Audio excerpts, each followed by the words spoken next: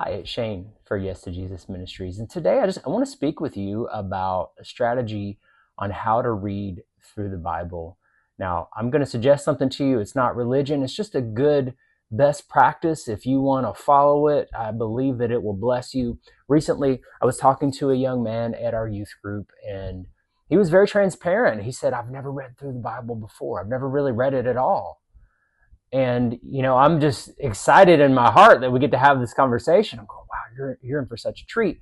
And he was initially adamant that he wanted to start at the beginning of the Bible and read all the way through. And I said, wow, I don't suggest that you do that. You probably should not start in Genesis. And this was initially puzzling to him. But then, I realized other people perhaps could benefit from what I had to say to him. So I'm going to suggest to you something.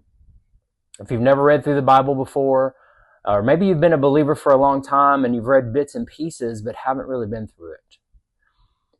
Here's a great way to go through it. It's not religion, but it's just a good best practice and something that I believe will bless your life and help you grow in maturity in the Lord, which is to start at the beginning of the New Testament and read all the way through to the end of Revelation. Now, why am I telling you to do that? Because as believers in Jesus Christ, we have a fuller revelation of God. Now, this is very clear throughout the New Testament. And this young man that I was speaking to, he had on glasses, and I just kind of used the analogy of the glasses in explaining this to him. I said, when you read through the whole New Testament first, it's almost like you get to put on your glasses. They give you the lens through which to view the Old Testament. Because otherwise you're going to be reading through and seeing the law and actually all these different forms where they had, kind of cultural law and ritual law and the moral law. And it's just like, how does this apply to us? And it could be really confusing, especially if you're just kind of getting your bearings and going from, drinking milk to some solid food. Well, some of that's just probably a little bit tough to digest if you haven't been through the New Testament already. So the New Testament gives us the lens by which to view the Old Testament. There are many clarifications and things that just help us to understand how it applies to us. And actually, if you look in 1 Corinthians, the beginning of chapter 10, I think here's a good example. Now, I'm gonna start at the beginning and then just skip on down. But basically, Paul says, "Moreover, brethren, I do not want you to be unaware that our fathers," and I'm just going to skip on down because it all applies here, "all ate the same spiritual food and all drank the same spiritual drink, for they drank of that spiritual rock that followed them, and that rock was Christ." So Paul makes it very clear that Jesus was throughout the Old Testament. Paul clarifies that, hey, when you see all of that happening, that is Jesus is in that. It is him. It was him that they were partaking of. And you see, that's what we partake of now. So when you have that full clarification of the New Testament, then you're able to go back and read the Old Testament with clarity.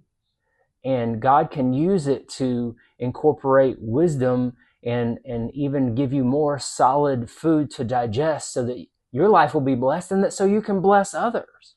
So you can shine your light because you're going to be stronger, more secure, more comfortable in your meekness and peace and joy that comes from Christ, so that you're not entering into the battles of the world. And so here's the strategy.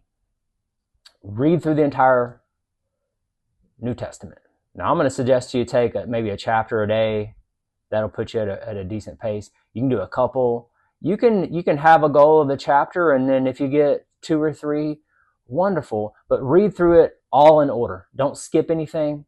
And as I said to this young man, get a Bible that you can mark up. God is going to show you things in there, highlight, underline, draw in it if you need to. I draw keys in my Bible. If there's something that I feel is really key or a fundamental issue, I'll draw a key. I'll draw hearts. I'll write wow with an exclamation point and just point to a verse or underline a verse or put, like a parentheses type towards a mark towards a section or something. I do that all the time. so that I can look back and I can see where the Lord really spoke to me, and it's easy to find. And as I go back again and look at it later, then I can usually take even more out of that. Or if I'm going back and trying to find something, it makes it real simple. So anyway, read through the whole New Testament. And then after that, here's what I'm going to suggest that you do. I'm going to suggest that you get a Bible reading app. Now, I'm not all about technology, but in this case, it's very helpful. I started using one, I don't know what it was, almost 20 years ago. And I have one, it's called Bible Gateway. You can also do this, I believe, on YouVersion. There are probably many other ones, but like, for example, Bible Gateway, you can go in there and you select a reading plan, you're going to select your translation, and you'll select your speed at which you're going to read through the Bible. Now, I'm going to suggest to you going through it at least once a year. This is after you've read through the entire New Testament. That's probably going to take you 3 to 6 months to do that, depending. Don't be afraid to go through it slow. Slow is fine. You're going to absorb a lot that way. Fast is okay too. If you're just hungry for it and going through, however the Lord wants to bless you in that, that's wonderful. So I'm going to suggest that you get a Bible reading app, and it will give you your daily Bible reading. You can usually do it right there within the app, or if you're like me, you're going to go in there and look at what the reading is for the day and then open it up and actually go through the Bible, as long as you have time to do that. And I suggest you certainly make a time specifically to do that each morning, ideally, but whatever that looks like for you. And that will give you a little bit of New Testament each day and a little bit of Old Testament each day. Now, I know you just read through the whole New Testament if you're following the strategy, but then when you go back, you're going to have a Bible reading app, and then you're just going to go back through each of them at the same time. So once again, you're going to have a full perspective, at least having gone through the New Testament one time to get through the Old Testament. But you're also going to read through the New Testament again as you read through the Old Testament. So you'll find even more treasures the second time through the New Testament, and it will help you, give you the tools you need to have the proper perspective and dig the treasures out of the Old Testament as you start to go through the entire Bible at least once a year. Like I said, ideally using an app. If you want to look up some reading plan and it has it all pre-printed out for you, or you just log into the site and check it each time, that's fine. However you want to do it. Like I said, it's not religion. It's how do you do this effectively and how do you be consistent?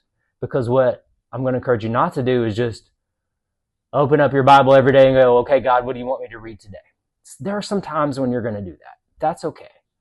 But going through the entire Bible consistently is what will bring you closer and closer to the Lord. And it's where He will speak to you in verses and parts that you never even would have just, stuck your finger on your own, or even if He occasionally guides you to something specific. The nooks and crannies are where you're going to find hidden treasures that will absolutely transform your perspective. And as you go through it many times, you're going to start to find some foundational scriptures that kind of true up the rest of it for you. And like, for example, for me, that's Revelation 20:11 through 15. Now, that's a beautiful passage. I'd encourage you to check that out. But is Jesus sitting on the great white throne? And why is that something that's foundational for me? Because the heaven and earth flee from His face. There's the book of the records of everything. There's the book of life. This is essentially also Matthew 25, where he's sorting through the sheep and the goats, right? But like all the temporary stuff's passed away. And here we are, sitting in front of Jesus, about to go to the wedding supper of the Lamb. Who's going to come? Who's going to go? Basically into the lake of fire. But you can true everything up by that section. Or God has shown me how to do that and how to have that in its proper perspective. And as I read that, and then I go back and I look through the Old Testament, I can see every time they refer to this kingdom that's going to be at perfect peace, I know, okay, it's got to go through Revelation 20:11 through 15. And then there's that kingdom where there's perfect peace, where the boats never even raise their masts. Like it's just such beautiful tranquility. Why? All corruption's gone. All sin is gone. We're going to be there with Him forever. It's going to be that perfect New Jerusalem where we are the bride of the bridegroom, joined in perfect unity with Him forever. May this strategy bless you.